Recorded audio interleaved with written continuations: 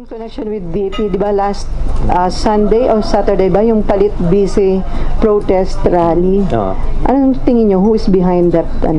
Definitely yung administrasyon. Nakita nyo mga opisyal ng gobyerno yung nandoon, mga PAGCOR officials.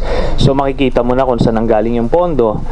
At nakita rin na document din yung mga hinakot, yung mga bus.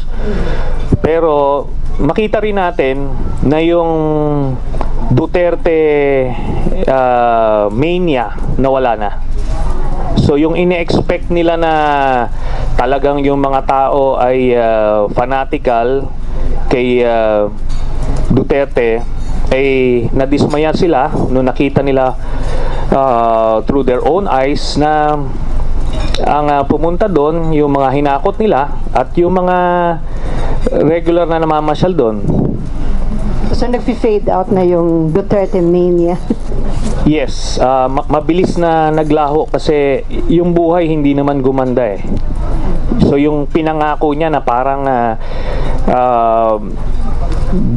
radical change within 6 months gaganda yung buhay niyo lahat. So wala yon. Nakita nila na yan, bola yon.